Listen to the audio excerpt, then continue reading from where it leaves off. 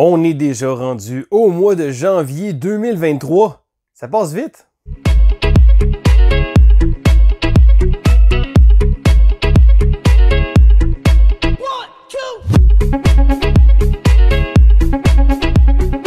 Bonjour et bienvenue à l'école du jeu.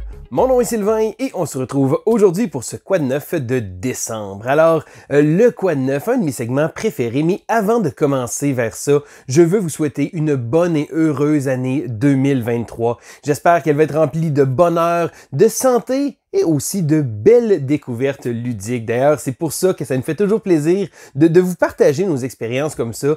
Qui sait, peut-être, on va vous présenter votre prochaine perle ludique. D'ailleurs, je trouve ça le fun parce que le segment Quad 9 est un segment qui a été à l'origine créé par notre collègue Joe. Alors, Joe qui fait un retour sur la chaîne. D'ailleurs, vous allez avoir l'occasion de voir quelques-unes de ses vidéos tout au courant du mois. Donc, bon retour, Joe. Ça fait du bien de te revoir. Non pas qu'on s'est vraiment quitté parce que Joe est un de mes partenaires de jeu occasionnels. Donc, c'est toujours un plaisir de pouvoir partager du temps, de partager des parties avec lui et qu'il puisse justement vous faire part de ses expériences, un peu comme moi et JP. Mais là, je vais y aller sur le centre du sujet, c'est-à-dire mon Quad 9, mon retour mensuel, donc mon retour ludique. Je vais commencer avec les statistiques, des petites statistiques personnelles. Au courant du mois de décembre, j'ai joué beaucoup moins de parties qu'à l'habitude. J'ai joué 31 parties de 22 jeux différents et là-dedans, il y en a 10 que c'était la première fois que j'y jouais. Parce que bon, pour ma part, c'est certain que ça a été plus en famille, on se promène de gauche à droite. J'ai eu moins l'occasion de jouer, disons que les familles un peu éloignées sont pas très joueurs. J'ai pu jouer un peu avec mes enfants, un peu avec des amis, mais ça fait en sorte que j'ai joué à un petit peu moins de jeux que l'habitude, mais encore une fois, c'est pas grave, je suis quand même très privilégié de pouvoir jouer autant que je le fais. Je sais que c'est pas tout le monde qui a cette chance-là, mais c'est aussi la raison pour laquelle je vous partage mes expériences.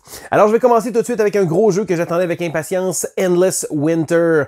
Endless Winter est un jeu euro qui tire à gauche et à droite. Deck building, placement d'ouvriers, area control, il y a vraiment un paquet de choses que le jeu essaie de faire et il réussit de manière vraiment géniale. Ah oui, c'est vrai, il y a du placement de tuiles aussi. Donc, Endless Winter est un jeu qui va justement viser plusieurs mécanismes. Et là, des fois, on pourrait se dire, ok, peut-être bien qu'il vise un peu trop à gauche et à droite, mais non, le résultat est tellement bien réussi. Un jeu que j'ai vraiment apprécié, un jeu qui va faire partie de mon top des jeux de l'année, c'est certain. Donc, pas mon jeu favori, mais il va quand même se situer dans la partie la plus haute du top. Donc, c'est un jeu qui, à première vue, est un peu intimidant parce que oui, le jeu prend de la place, le jeu est intimidant parce qu'il y a beaucoup d'éléments de jeu. Il y a un plateau spécial, il y a un petit plateau où on va placer des tuiles, il y a le plateau principal, les joueurs ont leur il y a vraiment beaucoup de choses. Et ce qui m'a impressionné, c'est pour la qualité du matériel, le prix. Bon, c'est certain, la version anglaise est arrivée ici, la version française devrait être un peu plus chère, comme à l'habitude ici, mais la version anglaise se détaille autour de 60$ et pour ce prix-là, c'est complètement ridicule la quantité de matériel qu'on a et la qualité du matériel. Des pièces en plastique, des pièces en bois, des inserts, même des genres de game trays pour pouvoir tenir les pièces, c'est vraiment incroyable et dans ce monde aujourd'hui, on est habitué de payer cher maintenant pour des jeux parce que les jeux ont monté quand même de prix. Je dirais qu'à 60$, c'est vraiment ridicule. C'est le genre de jeu qui pourrait presque se détailler à 100$, je pense, pas vu le prix de la version française, mais Endless Winter, j'ai joué, je pense, 3 parties. À chaque fois, j'ai fait « Wow, ok, c'est vraiment bon ce jeu-là ». Je suis même allé acheter les extensions, dont j'avais pas participé au Kickstarter, mais j'ai pris quelques extensions qui étaient disponibles en magasin. J'ai pas encore eu l'occasion de les essayer. Je pense que le jeu de base, tout seul, est en masse comme il faut. Mais je pense que je l'ai tellement aimé que je voulais vraiment lui donner un petit plus pour pouvoir les essayer. Donc, Endless Winter, une chaude suggestion de ma part. Je continue avec un jeu qui s'appelle Evergreen. Alors, Evergreen a été fait par le même designer que Photosynthesis. Je n'ai pas joué à Photosynthèse. J'ai entendu dire que c'était un bon petit puzzle, mais que, bon, c'était un peu limité. Après quelques parties, on a fait le tour.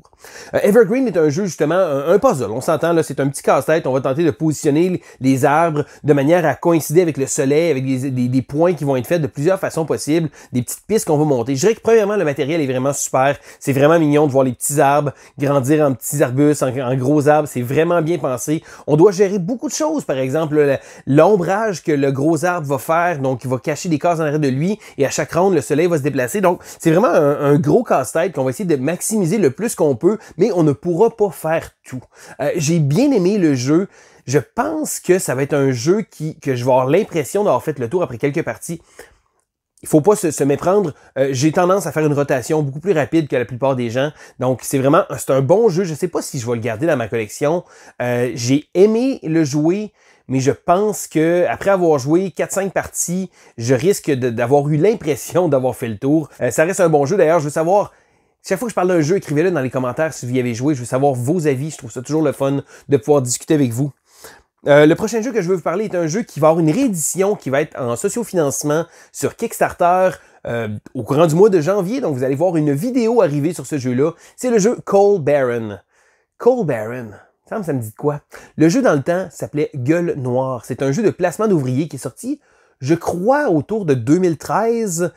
Et c'est un jeu qui, justement, qui n'était plus édité depuis plusieurs années. Et là, ils ont décidé de reprendre le jeu, de le ressortir. Et contrairement à beaucoup de fois, ils ont pris vraiment le jeu, ils ont changé quelques petits éléments visuels, mais l'essence même du jeu est restée là.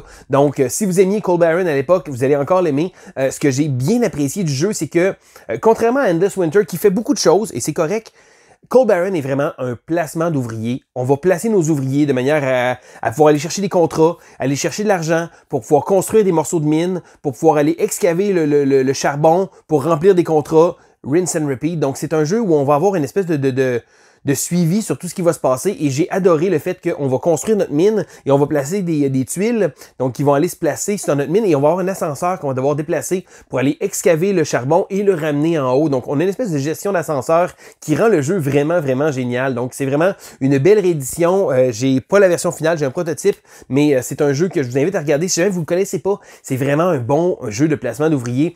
Il fait quelque chose qui, à l'origine, à l'époque, qui n'était pas fait souvent, c'est-à-dire que chaque endroit où on place nos ouvriers n'est pas limité à un seul ouvrier. Donc, on va pouvoir placer plusieurs fois des ouvriers là, mais à chaque fois, on va devoir placer un ouvrier de plus. Donc, exemple, s'il y en a un, peu importe le joueur, et un joueur veut aller à cet endroit-là, il va devoir en placer deux. Donc, le 1 va s'en aller et il va avoir deux. Donc, la prochaine fois qu'un joueur va vouloir y aller, ça va prendre 3 ouvriers. Donc, on va avoir un bon nombre d'ouvriers qu'on va pouvoir placer et ça va être de bien gérer ça comme ça. Donc, c'est vraiment un jeu que j'ai trouvé bon. C'est un jeu qui est très clair. Le jeu a le mérite qu'il a bien vieilli et dans un monde où les jeux essayent souvent de faire trop de choses en même temps, celui-là fait le placement d'ouvriers de manière vraiment super. Mais je vous invite à regarder ma vidéo qui devrait sortir dans les prochaines semaines, donc probablement très rapidement. Le prochain jeu que je vais vous parler est le jeu Rise. Rise est un jeu qui est sorti un peu de nulle part parce que c'est pas un jeu que j'avais suivi depuis très longtemps. C'est un jeu de la compagnie Capstone Games qui a tendance à produire des jeux que j'apprécie particulièrement. Donc pour le cas de Rise, c'est un jeu de tracks, donc c'est un jeu de pistes. Oui, le jeu semble très intimidant. Il y a, je pense, une dizaine de pistes différentes. Donc, chaque joueur va avoir un marqueur. Et lorsqu'on va activer une piste, on va avancer notre cube et réaliser une action bonus. Et ça va faire un enchaînement de petites actions bonus. Donc, ça qui enchaîne ça, qui enchaîne ça. Et c'est quelque chose que j'aime beaucoup. J'ai eu un feeling, et là, c'est mécaniquement très différent, mais j'ai eu un feeling de très futé du fait qu'on va constamment activer des choses qui vont activer d'autres choses, qui vont activer d'autres choses. Donc, j'ai trouvé que le jeu était très, très bien pensé. Un jeu que j'ai bien aimé parce que le système d'action fonctionne très bien. On a une espèce de ligne du temps d'action. Et selon l'endroit où on va placer notre industrie, donc notre ouvrier, si on veut, on va participer aux différents événements qui vont arriver jusque-là, mais plus on doit monter, plus on doit payer. Et si on veut avoir certaines actions, et c'est quand même super bien pensé. Une autre chose qui est vraiment le fun, c'est que lorsqu'un joueur va se placer un peu à notre gauche, on va pouvoir activer un bonus parce que vu qu'on était la personne qui a payé le plus, on va avoir une activation bonus. Donc c'est vraiment beaucoup d'activations à gauche et à droite. C'est pas un jeu qui est très excitant, je pense, pour la plupart du monde. Ils vont voir juste le cover du jeu a l'air très très drabe pour une raison que j'ignore. Ça m'a vraiment attiré. Je pense le côté industriel, là, c'est quelque chose que j'aime beaucoup. Et j'ai vraiment aimé moi ce type de jeu-là, mais je pense que ça va être vraiment pour les gens qui aiment ça. Je pense à un jeu qui était sorti l'an passé qui s'appelle Korra, l'apogée d'un empire, un jeu qui avait des pistes comme ça qui m'intéressaient beaucoup, mais qui finalement avait été une grosse déception pour ma part. Dans le cas de Rise, j'ai pas eu cette déception-là. J'ai joué seulement 2 parties. J'ai pas joué encore avec 4 joueurs, j'ai joué avec 2 et 3 joueurs. J'ai bien hâte de voir qu'est-ce que le jeu. Et je pense que pour moi, je pense que c'est mon type de jeu. Donc si jamais c'est quelque chose qui résonne avec vous, le fait de faire des activations, qui engagent des activations, beaucoup de monde vont dire qu'on pédale beaucoup pour pas grand-chose, mais moi, j'ai bien apprécié ce jeu-là. Je continue avec un jeu qui était attendu par plusieurs. C'est Clank Catacombs. Clank est un jeu que j'aime, mais probablement moins que la majorité des gens. Donc, Clank original, il souffrait un peu du hit and run que j'appelle, c'est de se dépêcher, d'aller chercher un artefact et de sortir. Une stratégie qui, de temps en temps, pouvait gagner, mais c'est pas nécessairement garanti, donc ça donnait quand même le temps aux autres joueurs. Mais ça faisait en sorte que le tempo du jeu était un peu off.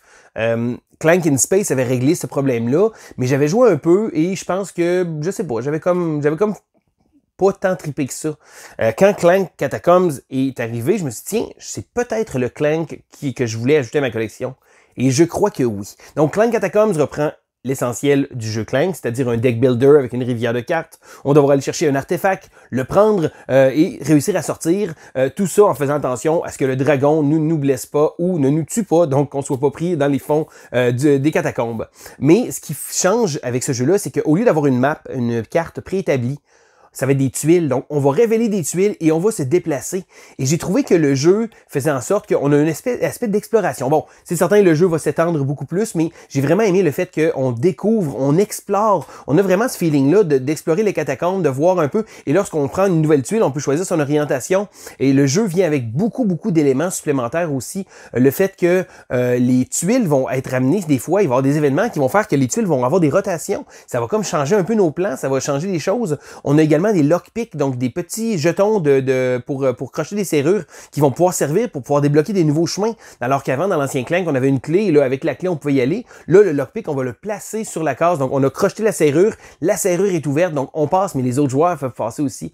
Donc, j'ai trouvé que ça faisait en sorte que Clank Catacombs est probablement ma version favorite de Clank. Je n'ai pas joué au Legacy, mais c'est un jeu que je suis très heureux d'avoir dans ma collection. Je vais y rejouer. J'ai hâte d'y rejouer d'ailleurs. J'ai hâte de voir avec plusieurs joueurs. J'ai seulement joué avec 2 joueurs à date, mais j'ai vraiment beaucoup apprécié cette version-là. Le prochain jeu que je veux jouer, que j'ai joué, que je veux vous parler, on va mélanger mes mots, c'est un jeu qui existe depuis déjà de quelques années et j'avais jamais eu l'occasion d'y jouer. C'est le jeu Istanbul. Alors justement, avec mon collègue Joe, j'ai eu la chance de pouvoir essayer ce jeu-là. Un bon petit jeu. Le but, c'est de collectionner des gemmes. On va avoir une espèce de déplacement. On va se déplacer avec une piste d'assistant et là, on va activer différentes choses. Donc, on a une espèce de gestion de déplacement qu'on va faire pour activer certaines actions, pour aller chercher des ressources, convertir ces ressources-là. Donc, c'est pas un jeu qui révolutionne rien, je crois, mais j'ai bien apprécié mon expérience. C'est pas un jeu que je vais courir pour pouvoir aller m'acheter, mais c'est certain que si on me propose une partie, je vais pas dire non. Donc, on a joué avec l'édition de la Big Box, mais on n'a pas rajouté différents modules. On a vraiment joué à 2 joueurs, une partie bien standard. J'ai bien apprécié quand même Istanbul. Le jeu a du beau matériel. Puis je sais qu'il y a également un côté B là, qui va rajouter beaucoup de choses. Donc, je pense que la Big Box amène beaucoup d'éléments supplémentaires pour les gens qui aiment beaucoup ce jeu. Je vais continuer avec 2 jeux qui, eux, j'avais déjà joué, donc c'est pas des nouveautés, mais j'ai eu l'occasion de les revisiter. Premièrement, c'est le jeu G.I. Joe The Deck Building Game. Ah, G.I. Joe, mon enfance bercée par ces petits comics-là que j'écoutais. Et j'avais bien aimé quand j'avais joué. Et en y rejoignant, je me rends compte que oui, c'est un jeu qui va rester dans ma collection. Donc, G.I. Joe est un deck builder coopératif. On va tenter de compléter des missions. L'élément intéressant vient du fait qu'on va avoir justement quand on va vouloir remplir des missions, on va pouvoir demander collectivement aux autres joueurs de pouvoir venir avec nous, donc de pouvoir nous assister en nous offrant des cartes. Donc, le jeu souffre. Le jeu a pas un problème, je pense, mais il faut pas être allergique aux dés. Donc, parce qu'on va brasser, le but, c'est de réussir à rallier un certain nombre de dés, donc pour pouvoir faire des skill checks, donc un test, et on va brasser les dés, on va regarder le nombre de résultats qu'on va avoir, le nombre d'étoiles pour voir si on a un succès sur nos missions. Ça se pourrait qu'on brasse beaucoup de dés et qu'on n'ait pas beaucoup de succès, ça se pourrait qu'on soit chanceux sur nos dés ou pas. Donc, moi, j'ai toujours trouvé que c'était comme un côté, moi, ça me dérange moins, mais je sais qu'il y a du monde que ça les dérange. J'ai d'ailleurs joué avec mon collègue Joe, qui habituellement a bien de la misère avec les dés, et pour une raison que j'ignore, il a bien apprécié le jeu, donc ça m'a surpris. Je m'attendais pas à ce qu'il l'aime autant que ça. Je pense que je suis vraiment content. G.I. Joe va rester dans ma collection. J'ai acheté des extensions pour pouvoir avoir des missions supplémentaires. Mais je pense qu'à la base, c'est un jeu qui mise beaucoup sur l'aspect coopératif, le fait qu'on peut demander aux autres d'aider. Et lorsque le jeu est joué à plusieurs, ça vient encore juste rehausser cet élément-là. Mais même à 2 joueurs, j'ai vraiment apprécié. G.I. Joe, The Deck Building Game, lui, il va rester dans ma collection. L'autre jeu que je voulais vous parler, et là c'est drôle parce que les 2 jeux, j'en ai parlé lors de mon throwback, G.I. Joe et Transformers. Et là, c'est en y rejoignant que je me suis dit, là, regarde, je vais en reparler. J'ai rejoué à Transformers, donc je me suis donné la peine de le ressortir après plus d'1 an que je me disais qu'il faudrait que je le réessaye pour lui donner une autre chance. J'ai rejoué à Transformers, donc j'avais acheté des extensions, je me suis dit tellement que ça va l'aider. Premièrement, je tiens à dire que j'ai mieux apprécié ma 2e expérience de jeu à cause qu'on a joué Autobot contre Decepticons. Donc là, les cartes qu'on révélait dans la matrice, si c'était un Decepticon, ben moi je pouvais le recruter et l'adversaire pouvait l'attaquer. Donc ça vient en sorte que le jeu prend toute son sens, si on veut, avec les 2 boîtes. Je trouve ça plate un peu, par exemple, que le jeu nous oblige à avoir 2 grosses boîtes principales pour pouvoir faire ce que le jeu aurait dû faire à la base, un jeu d'équipe, si on veut. Donc, Decepticons contre Autobot.